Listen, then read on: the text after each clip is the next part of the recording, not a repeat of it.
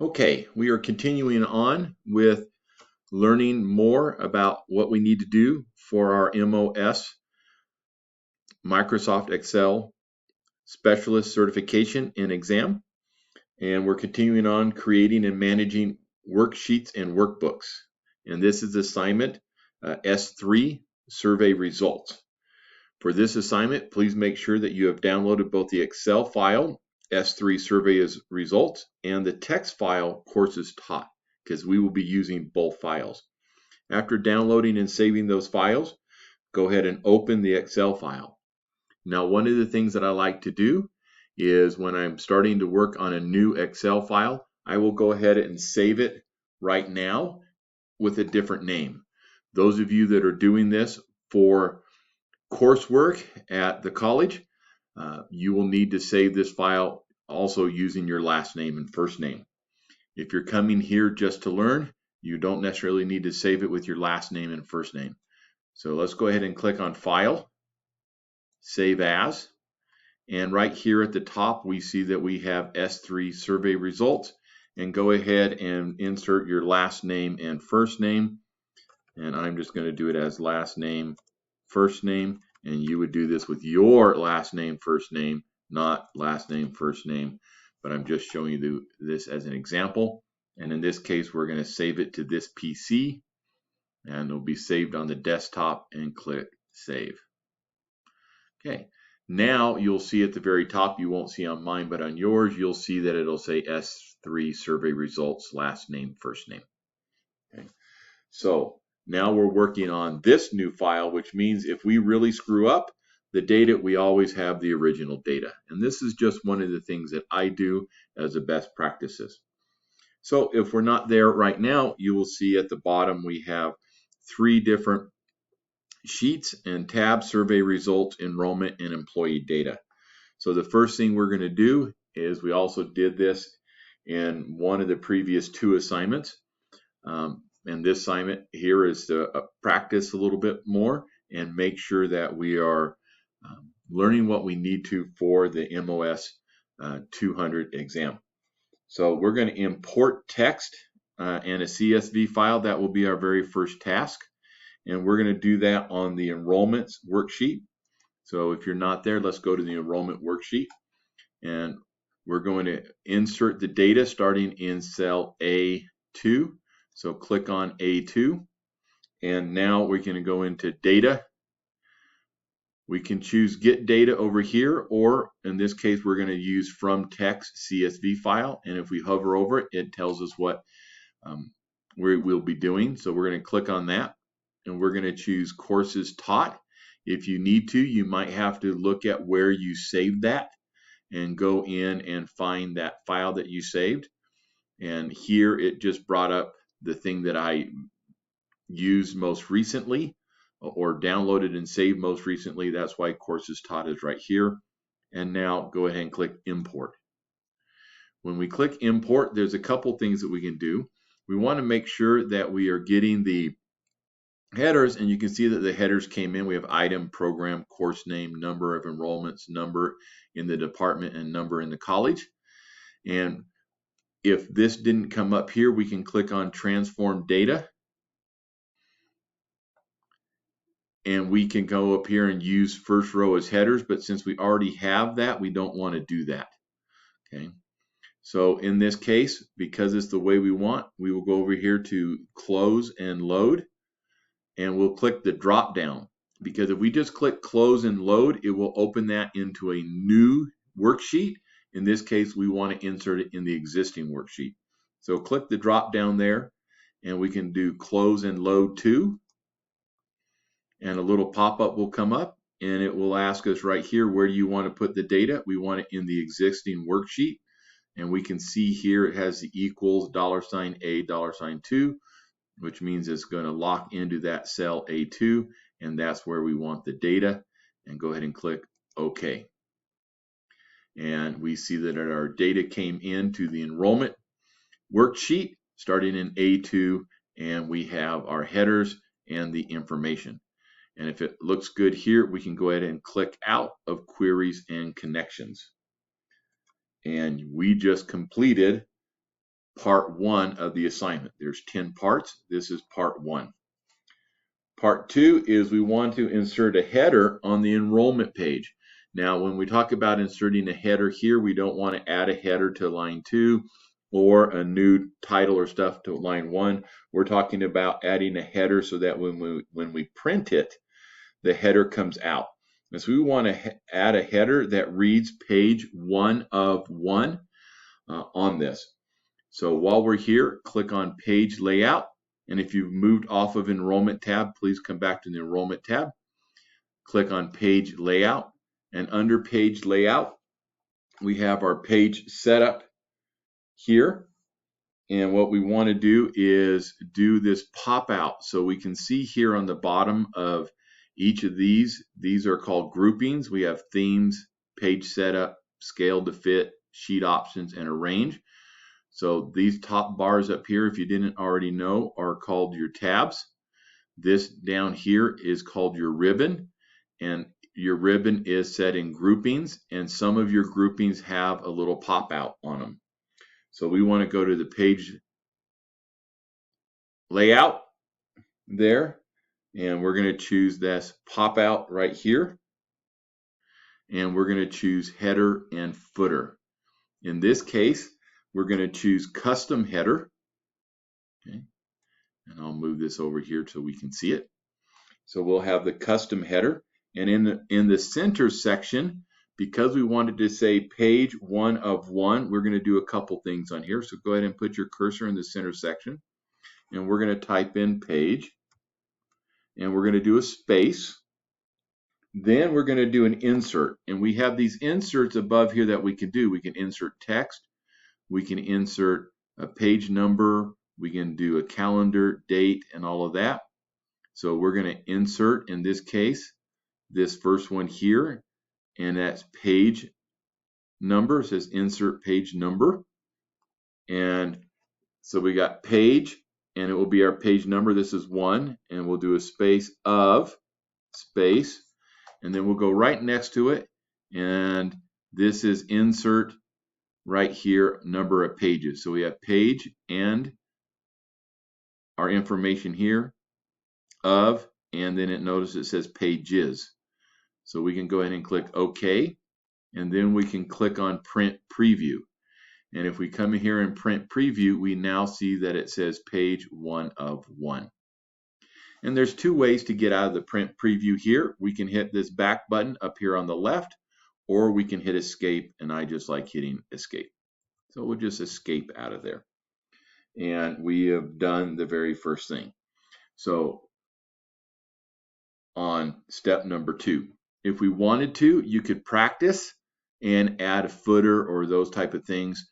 So I'll show you real quick. We will add a footer to this. I'll do that background right there. Add header and footer. This time I'm going to do a custom footer. On this right section over here, I want to add the date. So I'll put my cursor here in the right section. I'll click on the date. It says and date. OK. And then I'll do Print Preview in this case.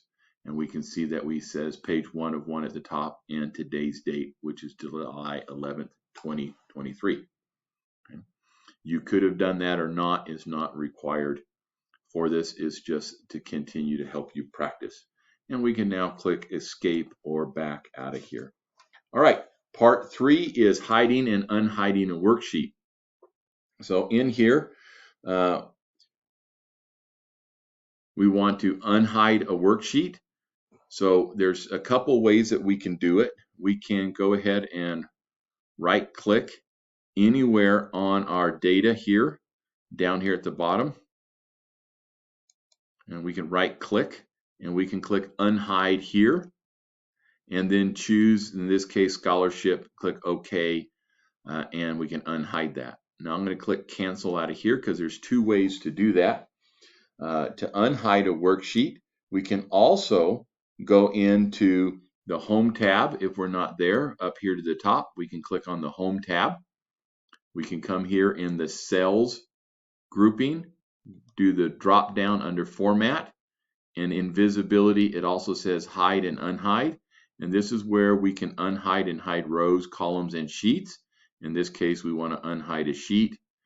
Click on that. It brings up sheets that might be hidden. We have scholarship. We want to bring that up and click OK. And now we've unhidden the scholarship sheet. Okay. So now we can see that, and we are working on that sheet. Okay. So besides hiding a sheet or rows or columns and worksheets, we can actually hide rows or columns too, besides the worksheet.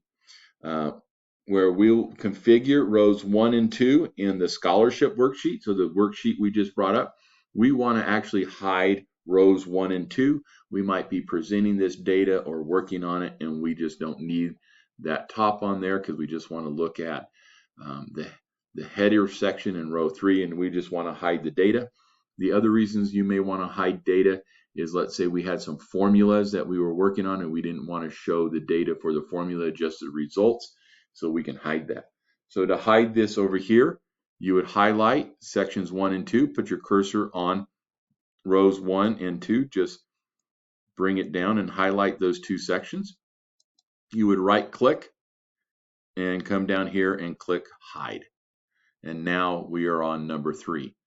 And to come back and find that, again, we can always go over here if we're in the home tab, format, hide and unhide, and we can unhide rows, and it brings it back up. Now we want, for the purposes of this, we'll hide those again, and now we've hidden those rows. Okay. The next is we're going to delete some data. Sometimes we don't need the data. This is also the reason why I suggest that you always save your file when you go to work on it, because if you happen to delete that data or mess up data and you want to go back to it, this gives you the option of going back to that data. But assume we don't need data for a particular reason. In this case, we're here in scholarship. We're going to delete column H. We just don't, in this case, in the presentation or things, we don't need to know how long the term is. So we're going to go up here under H. We'll right click, highlight that column. And when we right click, we can just click delete and delete the data. And notice that the information that was in column I, the award date, slid over into column H. Okay, in there. And now we've completed step number 5. So we've been through 1, 2, 3, 4, and 5. Now we're going to work on printing setup for step number 6. We're going to configure the employee data worksheet. So right now we're on the scholarship worksheet. We're going to configure the employee data worksheet so that when you print column A, the employee ID is printed on each page. Now this is different than freezing a pane. So we got to understand that there's a little bit different on here. This actually will not change our view of the sheet that you have right now. What it will do is change what is printed on the pages if we decide to print this out. So as an example, let me show you this right now. We'll go to page layout if we're not already there. Make sure we're on the employee data. Go to page layout. We're going to do the page setup and click this pop out, the page setup pop out. And right now we're just going to go here to where it says print preview. So under print preview, we see that we have 3 pages here. And if we go to the next page, we have our marketing department stuff, and we don't necessarily know who this is talking about. Okay. Or we go to the next page, we don't know who the salary is. So in this case, sometimes we may want the name or multiple columns or things to be printed out here. In this case, we just want to keep the employee ID so that when we continue to go on, that works in that arena. So go ahead and hit the back button or escape.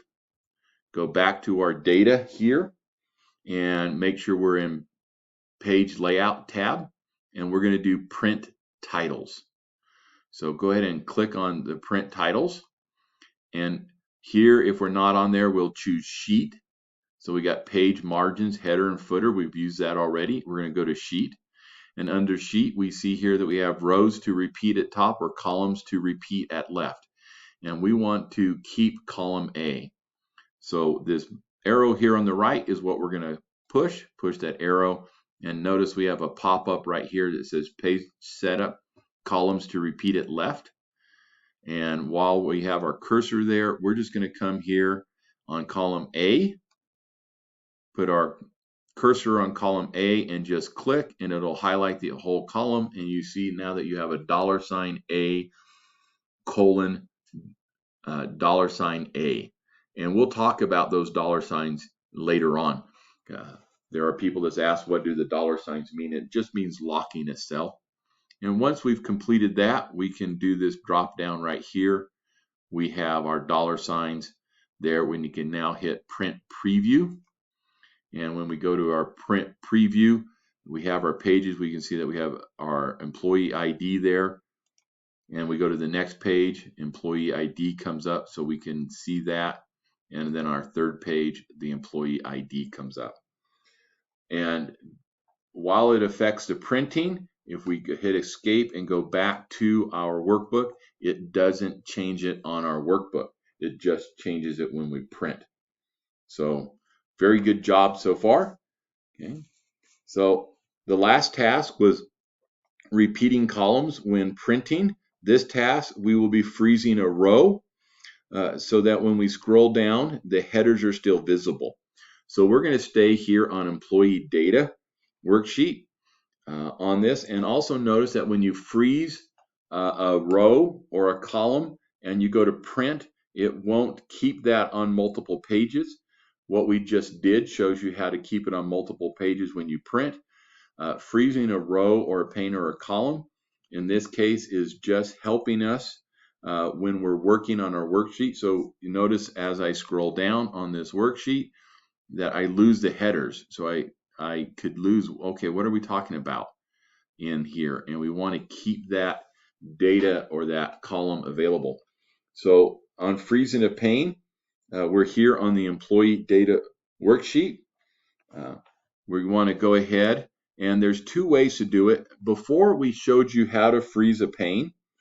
Okay, this time, and on freezing a pane on either a column or row, if you remember, we highlighted that row, and then when we froze it, everything above the row we highlighted, it was frozen. In this case, if we want to freeze either column A or row 1, we don't need to highlight it. We just need to be on the sheet that we're working on. So here we're just on this sheet. We can go to the View tab at the top.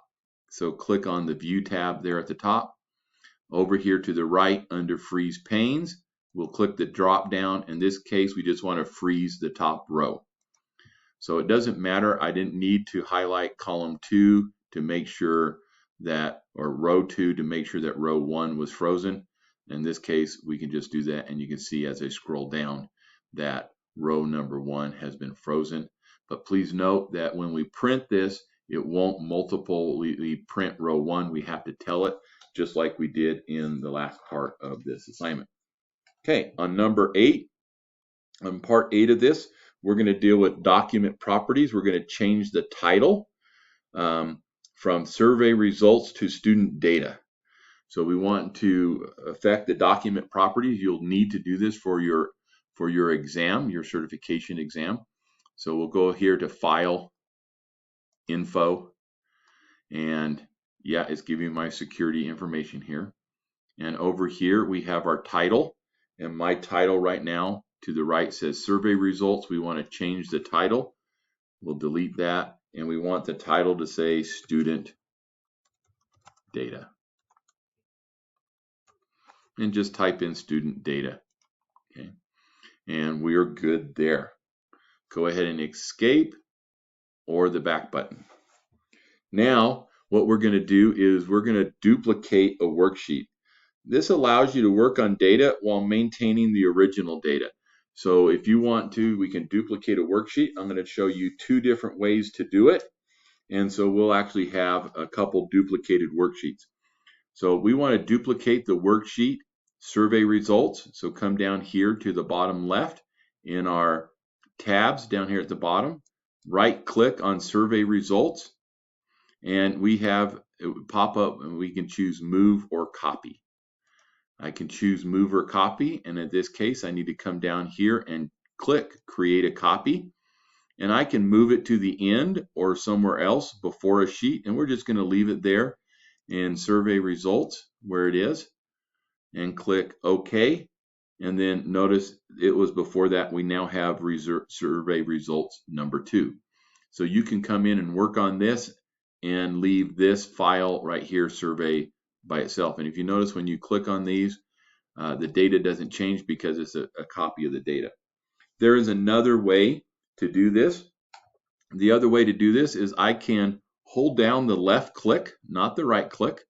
I can hold down the left click. I can also then hold down the control button. And while the control button is held and the left click is held, notice I can move this, and now it has a sheet, and I'll move it here to the right. You can see that little arrow. That'll be where it shows up at, and I'm going to just over here to the right, and now you see I have my original file survey, my copy 2, and my copy 3. Okay, so now we have 2 copies there besides the original, and we can work on those. All right, the last part of this assignment is that if you're not on the original survey results worksheet, we want to go back to the original.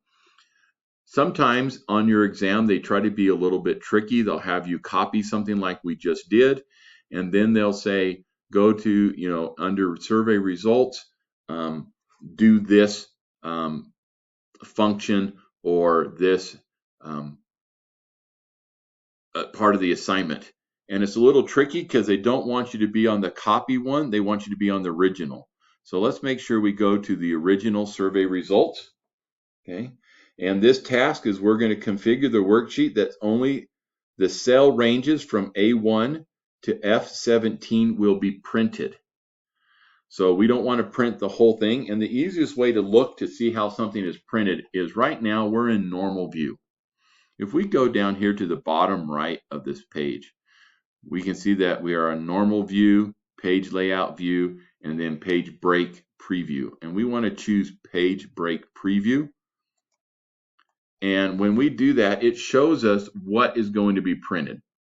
So it shows that we have 2 pages printed. And in this case, we just want to print from A1 to F17. So we can highlight A1 here to F17.